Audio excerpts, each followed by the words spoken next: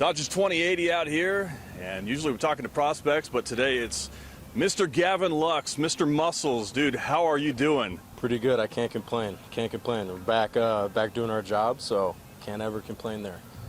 Beautiful day here, Camelback Ranch, a fantastic place to be. Talk about 2022.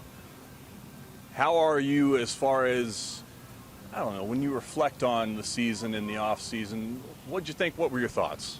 I thought I took a pretty big step in 2022, especially offensively, and then I got banged up a little bit towards the end of the year and kind of just really couldn't get back in that rhythm, which, you know, it's part of baseball. Yeah. Just shouldn't get hurt next time. That's my fault. But yeah, I think I took a big step just overall being comfortable in the day-to-day big leagues, you know. Sure. The hardest part is getting comfortable there. So Yeah. I think last year I finally got very comfortable, and you know, this year I kind of knew what I wanted to work on in the off-season, had some really good clarity, and then just pretty much tried to do it. So yeah, the off-season was good. Yeah, I mean, you bring up a good point. I mean, you're on a roll in the big leagues, and then you get hurt, and then it's not something you can just pick right back and get right back in the rhythm. How many reps, how many live pitches do you need to see in spring to feel ready? Yeah, I would never use that as an excuse, but usually it takes me about 30, 35, 40 at-bats to really feel like I'm like, okay, I'm ready to go play opening day, ready to rock and roll. So it takes a little bit, but everybody's different. For me, that's kind of how long it takes, but, you know, a guy like Freddie kind of just rolls out of bed and gets 3 hits day one, so, you know, he's different than me. Yeah.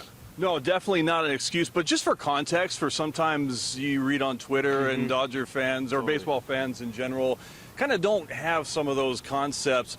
Now, I want to talk about something I think is real important here, and that's your muscles. Dude, you got big, and you said you had a uneventful offseason. Was it because you were in the weight room the whole time? Yeah, I mean, like I said, I went to Driveline early in December, and basically the main takeaway was you got to work on your T-spine mobility, your hip mobility, and get stronger. So it was really good feedback, because then I went there early enough where I could kind of crush the stuff the entire offseason. I didn't have to kind of wait around too much. So it was good. I mean, I loved getting to do that and figuring out and hearing, you know, what these guys have to say, because it's all real data. It's all stuff that matters. So it's cool to see stuff like that.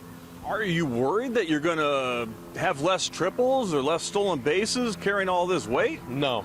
If it goes in that right field corner, I will be on third base. I promise you. I know that, my friend. It was funny because I was looking at a baseball card of yours the other day, and I think it was from like 2016, and you were a skinny kid.